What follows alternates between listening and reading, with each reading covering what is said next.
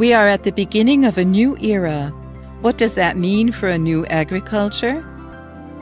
Above all, it means learning a lot of new things, following new approaches. Via the prophetic word, for almost 5 decades, the kingdom of God has been giving innumerable indications and help for all areas of life. This also applies to the new agriculture for the new era, an agriculture that is based on respect for the life in the soil, in the plants and animals. In the new agriculture for the new era, it is necessary to observe, to gain experience and to learn from it, aware that all life forms a great unity.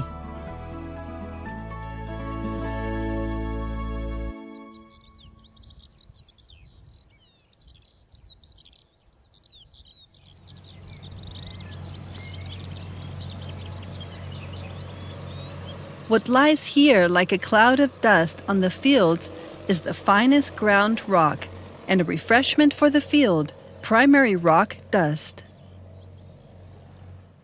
Often it consists of diabase, often called dolerite or basalt, depending on the region. It always has a different composition, and the special thing is that this primary rock is very rich in various minerals and trace elements that are totally important for the field, for all the microorganisms that live in the soil, or for plants. Every year the fields give us new produce, whether it is grains, squash, onions or vegetables. And for this new agriculture that we are learning about, it's for us to say, what can we give back to the fields? And the primary rock dust is plant strengthening or a boost for the soil life, which also acts very slowly in the soil. This takes place over a longer period of time, so that the nutrients are then available to the plants. In addition to the rock dust, we also provide the fields with bran, for example. Bran, that is the husks of the individual kernels of grain, which are also very rich in silicon and is also very good for the soil. Then we collect leaves in the fall, which we then often mix together with the bran, with spelt husks, rock dust and bread drink. This makes a great mixture which we then simply spread on the fields. All this is nourishment for the soil life.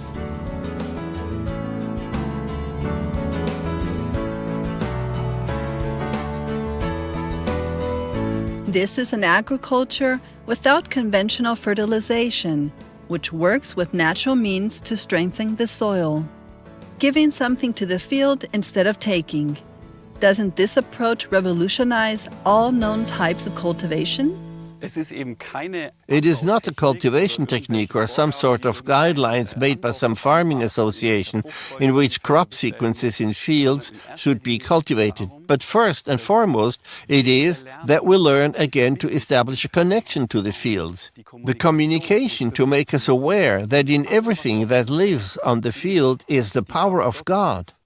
And that accordingly we treat every flower, every little grass that grows in the field, the crops that grow in the fields, with respect and appreciation. And this has an effect on the way we deal with the fields. The basis for the whole thing is always the golden rule of life from Jesus of Nazareth, which is known proverbially: do not do to others what you do not want to be done to you. And that always helps us to consider everything we do in the fields and ask, is now the right time to work the field? For example, we learn to tell the fields the evening before what we are going to do the next day, how we are going to work the soil, whether we are going to mow a fallow field, etc. Because everything is alive and everything feels and senses just like we human beings do. And just as I tell the small child what I am planning to do the next day, what will happen, I can also tell the fields the evening before. The next day, the tractor is coming, get ready. And we have often had the experience that, for example, the microorganisms in the soil then retreat into deeper layers so that we don't do too much damage to them with the machines, with which we, of course, also work or have to work at this time. It is completely contrary to other forms of agribusiness or agriculture as we know it. These are completely different tips on how we can treat the fields. Therefore, a completely new kind of agriculture.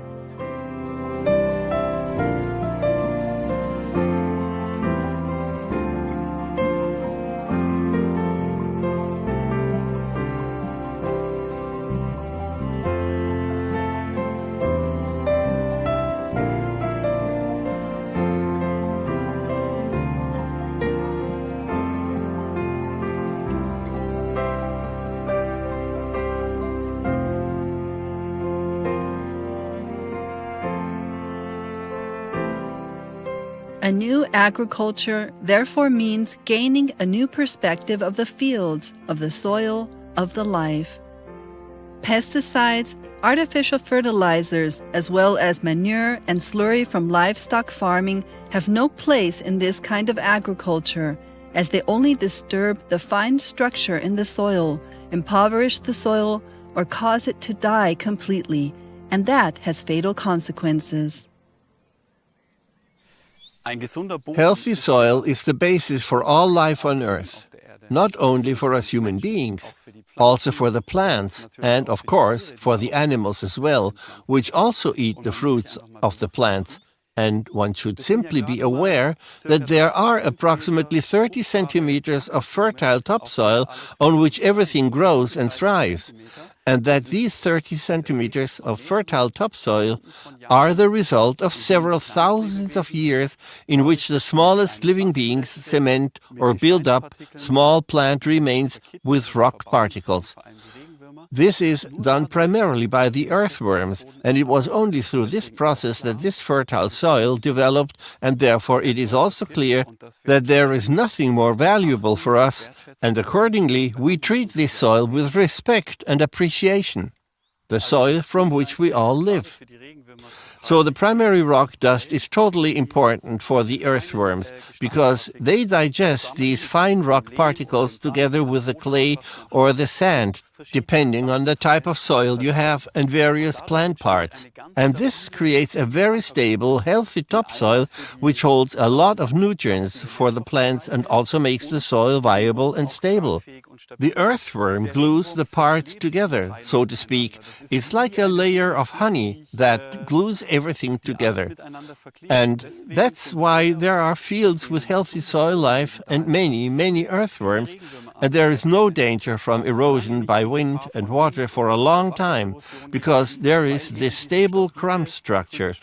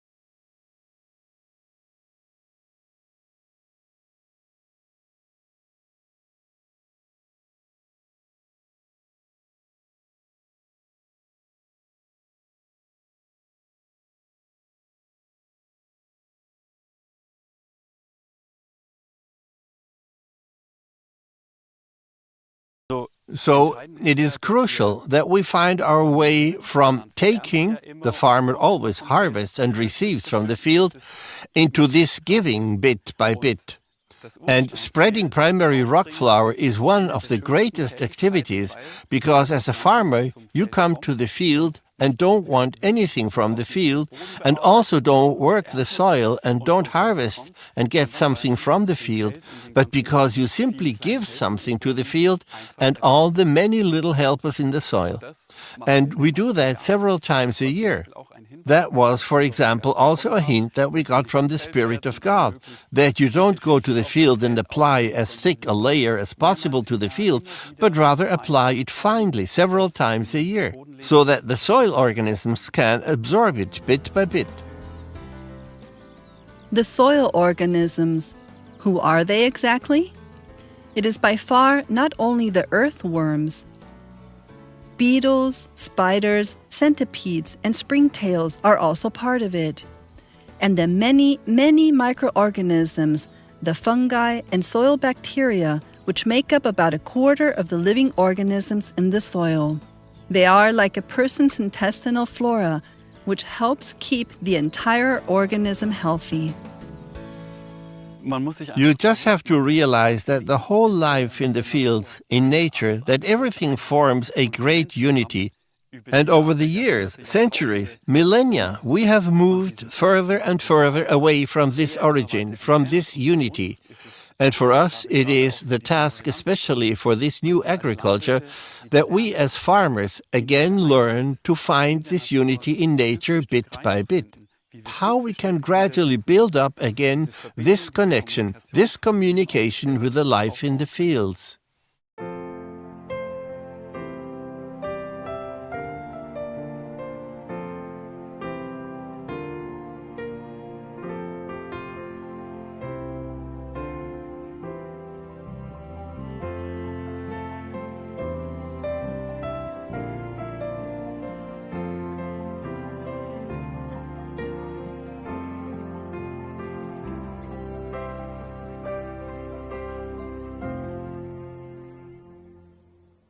In order to learn this connection and this communication with the fields and with the whole life on the fields, it's a great help if, for instance, we either turn off the tractor during the day at work and go quietly to the field or stand at the edge of the field. Of course, it's also really nice in the evening when everything is quieter, and then just watch. Just watch how the smallest creatures, the insects, for example, the bees, the bumblebees, pollinate the flowers at the edge of the field and busily collect nectar, how a small beetle is busy crawling up a stalk, or earthworms are trying to pull minced plant debris into a tube in the ground. And then you realize that all these creatures all have their tasks. The whole forms a large unit, and just because they all help together, can anything grow at all on the fields, can healthy plants and also healthy crops for the people thereby develop. This gives me great respect and also reverence for the life that is there in the fields, and then I cannot just race over the fields with a machine, or simply carelessly mow away the flowers at the edge of the field. That is no longer possible, because we simply learn to respect and appreciate the life, and also to be grateful for the many helpers in the soil, because we do not always understand. Without them, there would be no fertile soil, and we would have no food, nothing to eat. So we have to say quite clearly that the farmers themselves can, at most, cultivate the fields. They can sow, or perhaps also take care of the fields. And I have to honestly say that they can make an effort especially with the machines that we use today in farming, to cause as little damage as possible. But the whole growth and flourishing of the plants, that is all due to the soil life. The elements, the wind, the rain, the sun, the stars, and in the end we have to say that the whole growth and flourishing is all in God's hand.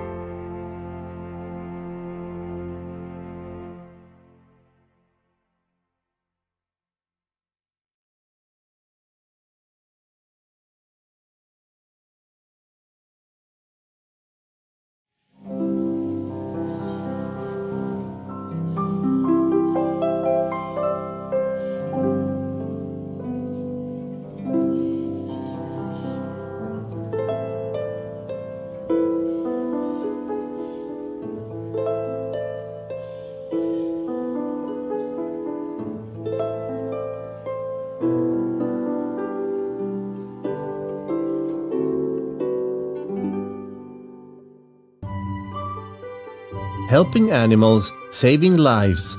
This is what the International Gabriele Foundations stand for. They develop habitats for free-living animals, oases of life. A peaceful land where the all-love of the Creator can be felt more and more. In their beauty and diversity, all life forms are God's creation. People with a heart for nature care and provide for animals in need. Thereby, they orient themselves to the teachings of Jesus of Nazareth, particularly to the guiding principle, do to others as you would have them do to you.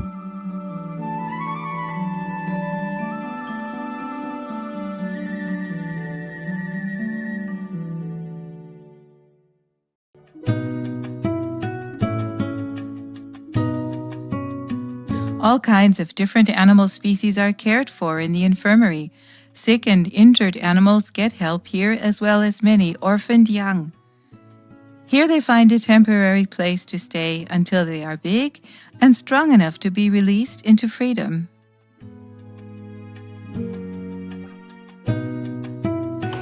Well, good morning, little squirrels.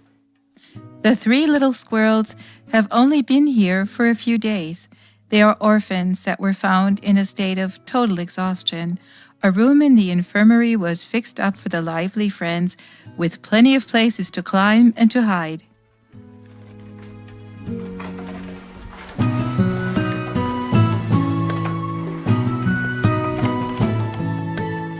The smallest ones are still being bottle fed.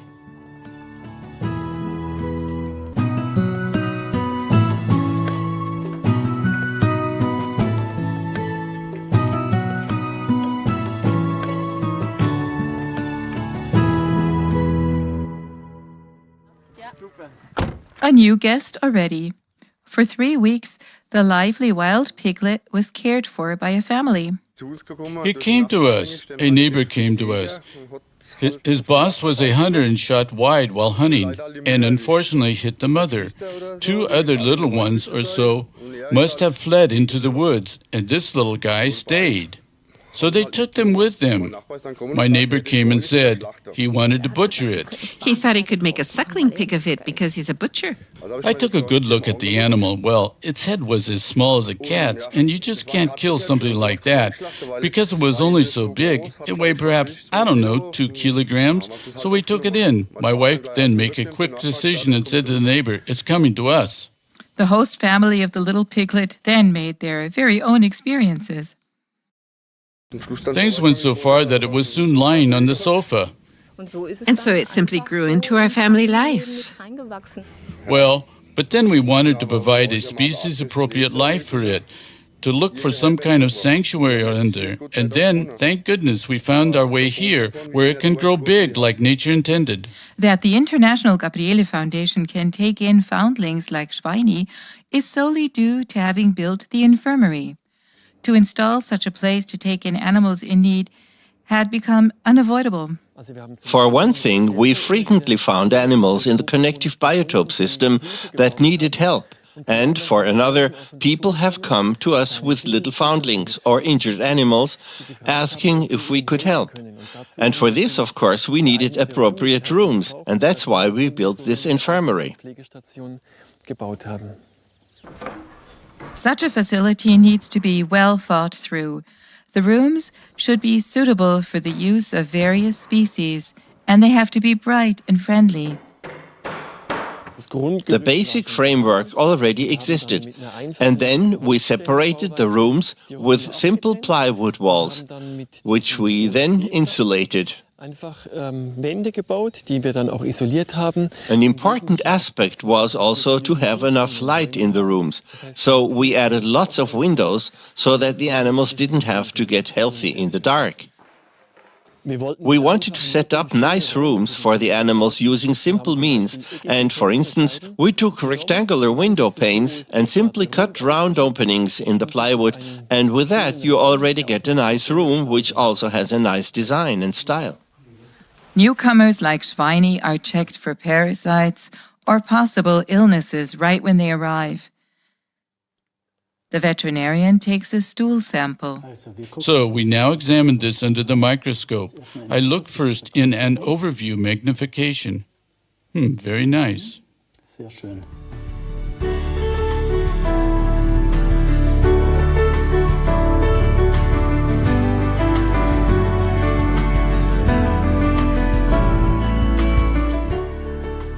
Fortunately, everything is fine with Schweini. Meanwhile, Katrin is busy caring for the other patients. Caruso, Ajay, and Kalito, the jackdaw, are hungry.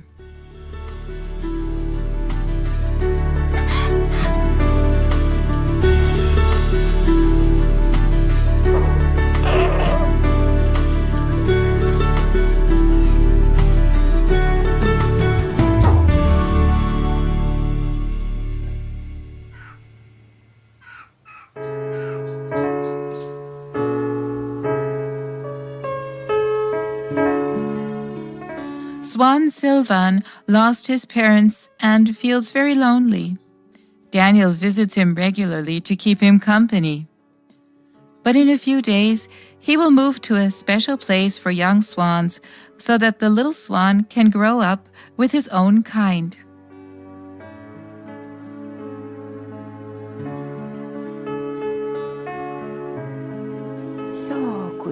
Good morning, Alwino. This little patient also needs special care, a little field hare. Its mother was run over. It's been in the care of the infirmary for 3 weeks already. Katrin is bringing fresh herbs. Well, Alvino is a wild hare, probably orphaned. Its mother couldn't be found, and so it came here and had to be bottle-fed.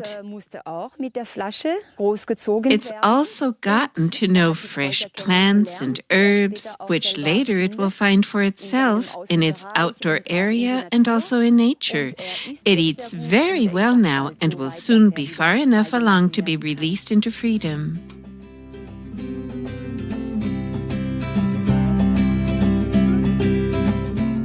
The care of the fawn Milo is similarly successful. Daniel gives it a bottle 10 times a day, and it's also eating fresh plants with great relish. Every year in early summer, several fawns are brought to us which have become orphaned. And it's a very intense and wonderful task to be able to care for these young animals, because particularly at the beginning, the connection to us caregivers is very intense. Every few hours they get their bottle of milk, and it's simply great to experience how these initially dependent young animals become more and more grown up and also independent. They then start eating their first plants and herbs, and every year it's a wonderful experience to be able to help them. To help animals, to nurse and care for them is an all-round job. Preparing their food, keeping their areas clean, administering medications. When there are fawns to care for, this means the caregiver has to bottle feed them every 3 hours, also at night. What moves the caregiver to take on this task? For me, it's very simply an ethical aspect. When I see that someone needs help, then it's given that I also help him, be it a human being or an animal or a plant. And Jesus of Nazareth essentially said, "What you do to the least of them, you have done to me." And so the help for the animals here in the infirmary is simply a very practical care, a responsibility for the animals, which are our fellow creatures. So here comes Fanes. Now we'll have a look. That's good. This eye was really bad. The clouding is gone, isn't it? You can hardly see it anymore. Initially it was all clouded. If an animal gets sick or needs special care, then it doesn't always have to go to the animal clinic, but can quickly receive help here, like for instance Fanes, a little owl that broke its wing. Veterinarian Hans-Jörg Schilly is happy about the equipment and setup of the infirmary. Here in the infirmary, we have the ideal possibility for observing the animals. Due to the light-filled construction, we constantly have the animals in view and can immediately react when we notice something is wrong. We have all kinds of possibilities for treating them here. It's also good that we have the possibility to spend the night here, for instance, and to care for the animals during the night, be it medically or that they need their bottle. We have an appropriate table on which we can carry out small operations.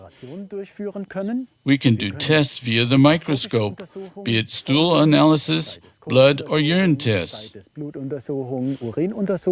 We have the appropriate medications here and bandaging material. We have all kinds of teas and herbs that we often use. And of course, we can also prepare the required foods because we have the cooking possibilities here. Hans-Jörg Schilling also uses natural medications in the treatments. He prepares teas, salves, and tinctures from native medicinal plants. We have a nice herbal spiral in the outside area where we can grow diverse herbs. These herbs are then harvested at the appropriate time.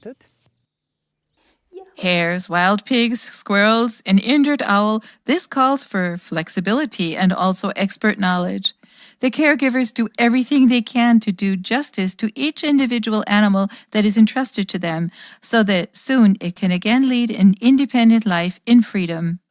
I think that we human beings are too little aware that we are a part of nature, and especially the wild animals' habitats are very strongly impaired by us humans. We have destroyed a large part of their habitats, and by way of the infirmary, we can advance a kind of making amends. We can simply help these wonderful creatures.